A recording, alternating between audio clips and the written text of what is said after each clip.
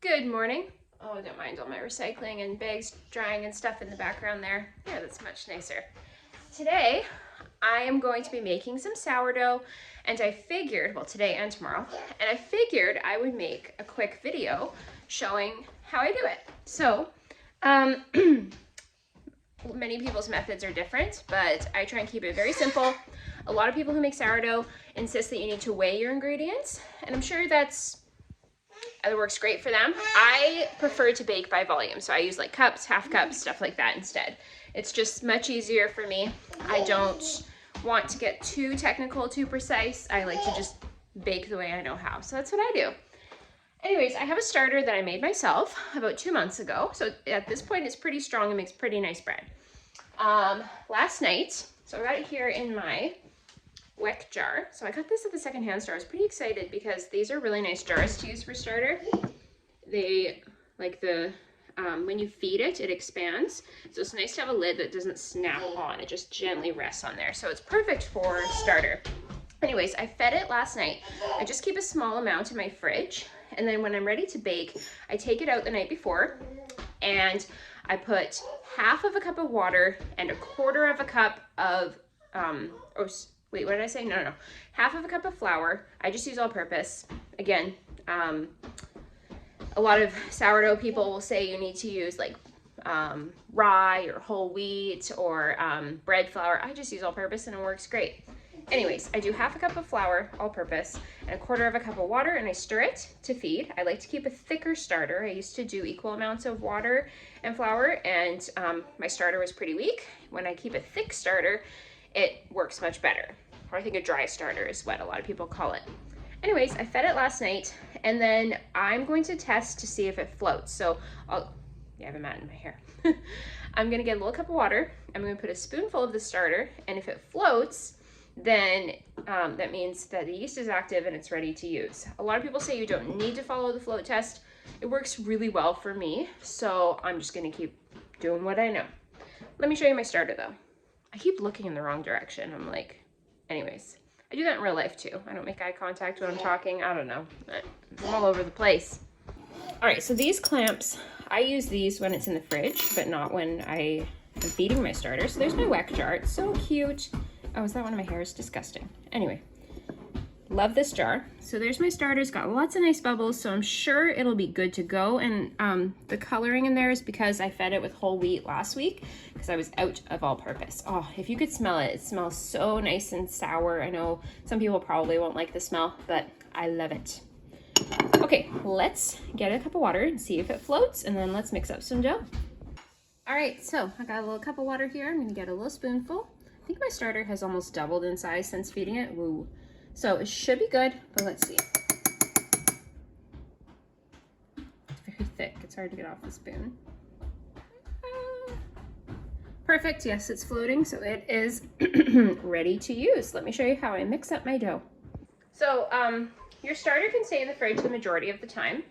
You just have to take it out and feed it once a week. So for most people, it works out that they bake once a week, and so it's perfect. It's the perfect schedule for feeding. If you don't bake once a week, then you need to feed it anyways, and you need to throw a little bit out when you do so that your jar doesn't end up exploding, because you need to make sure that you are feeding an equal amount of flour and water as what is already in the jar. Otherwise, your little yeast buddies won't have enough food, and they won't create a good, strong environment for the yeast to grow. I'm not great with the science, but you know what I mean. So, and if you feed an equal amount and keep doing that over and over, you're gonna end up with like gallons and gallons of starter, and you're gonna use up a lot of flour. So you do need to throw a little bit out if you're not baking every week. All right, so I'm using this glass bowl. It is 4 liters, so nice and big. This will work for 2 loaves. I got this at Dollarama for $4, so that's a great price to me. It was recommended to me that I use a clear container for mixing my dough in so I can see how much it rises. Because sourdough can be a little particular. You want about a 50% rise, whereas most yeast dough, you want a doubling, and that would be over-fermented if you let your sourdough double. Anyways, I'm going to measure out my ingredients in here. All right, so I'm just gonna put my recipe here so that you can see. Feel free to take a screenshot if you'd like. and I am going to go through and make my sourdough. Okay, so I've got half a cup of starter in here. I probably could have done 2 loaves. I'm pretty sure I have half a cup left in here, but I just didn't have a ton left over. So I don't know, I think I'm just gonna do 1 this time. And I will put that back in the fridge for now. So I've got half a cup of starter in here, and I have 1 1/4 cups of warm water and 3 cups of flour. And I'm going to be adding in my salt after. So I'm gonna go ahead and add in water. A lot of people use a Danish dough hook to mix the dough together at this point, and I'm sure that works great. I just like to use my hands. Of course, I make sure I wash them first. I don't want anything gross to be growing in my bread when it's fermenting. So I'm just adding in my starter and water together. I'm gonna add in my flour. The salt is gonna go in about half an hour though. A lot of people think that salt can kill your starter, so you should add it second. I don't know if you have to, but I do anyways, because it's just habit now. I have my phone perched on the pasta jar right now to show you. But anyways, I'm adding in my flour now. I'll just show you how I mix that. I always take off my ring too because I hate it when it gets super doughy. I just like to gently mix with my hands. No particular fashion, just kind of get it roughly mixed together.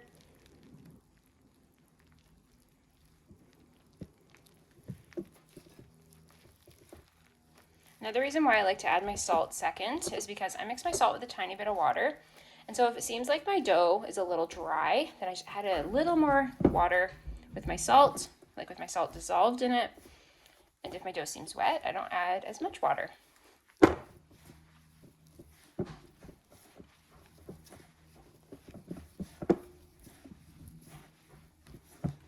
This seems a little dry today, so I'll add a little more water when I add in my salt. So I'm just mixing that up.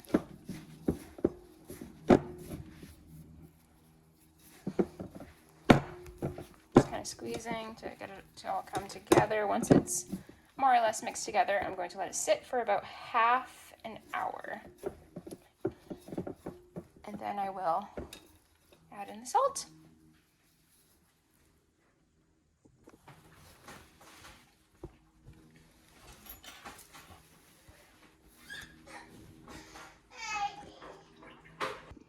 Right, time to add the salt. So I just mixed a bit of water. This is probably too much actually.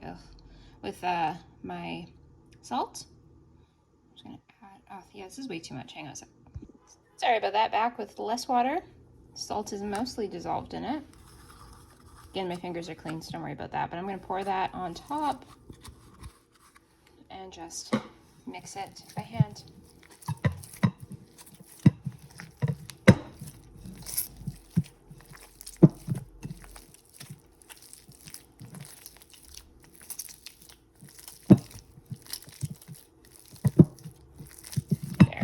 It's definitely much more nicely hydrated now. This is perfect. Just adding that extra tablespoon of water, I think is all I needed.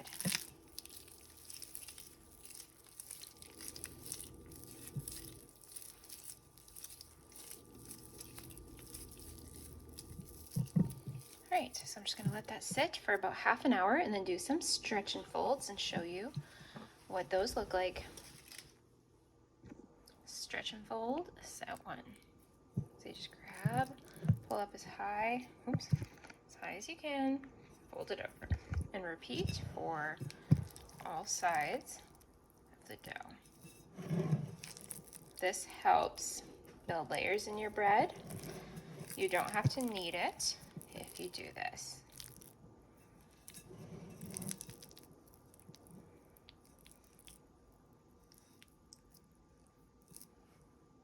All right, time for some more stretch and folds.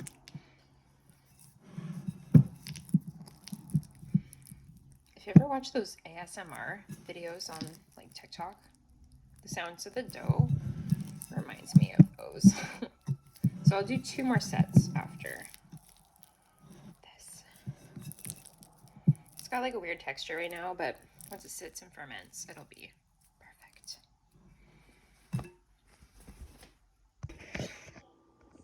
All right, one more. Oh wait, I think it's two more. Whoops. Stretch and folds.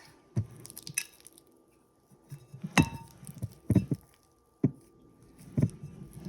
think one more after this. Then I'll let it bulk ferment.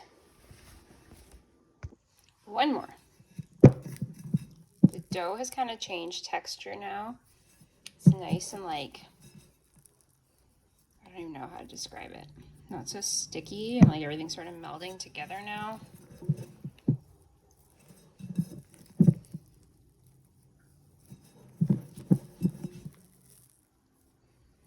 right, I'm gonna let that sit and bulk ferment for quite a while.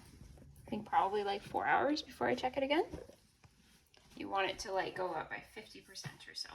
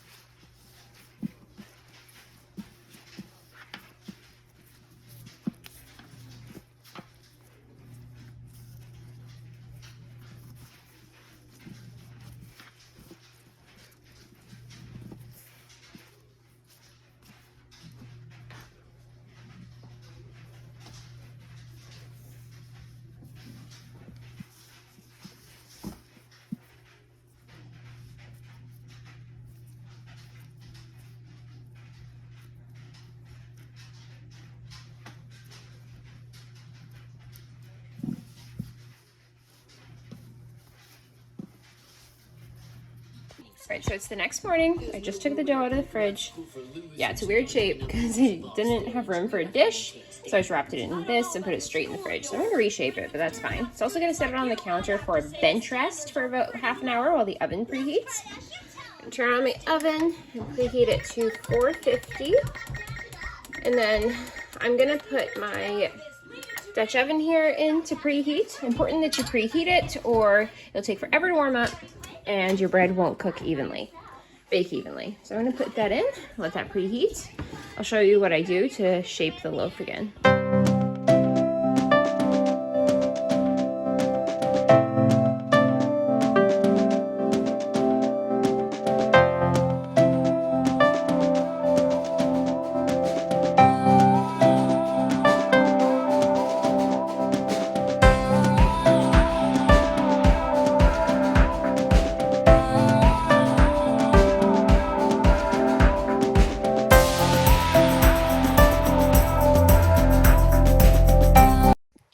Dutch oven's preheated. I'm just taking a little bit of flour here, putting it on top of my loaf, smoothing that around. It's just gonna make for some nice contrast when the crust darkens up. I also have to score it. Unfortunately, I'm out of parchment paper, which I always use, so I'm just gonna sprinkle some flour on the bottom of my Dutch oven and hope for the best. Now this is a round shape of boule, so you want to score like across this way. You can also score like this way too. I just prefer the way it looks with just a single scoring. If I did an oval shape, I would have scored like on an angle, but I'm not. So this is what I'm doing. I'm gonna take the lid off of my Dutch oven now. Hope this doesn't stick. All right, so yeah, I'm just gonna flour the bottom. Also, I'm going to put a baking sheet underneath this, because otherwise the bottom of my crust will probably burn. There we go. I'm gonna get that in. All right, there it is. It's going in for 25 minutes. Then I'll take the lid off and bake it for another 25. Oh yeah, a nice oven spring. So it's going back in for 25 more minutes. All right, and there you go. Sort of an odd rise today. Maybe I shaped it weird, but not bad.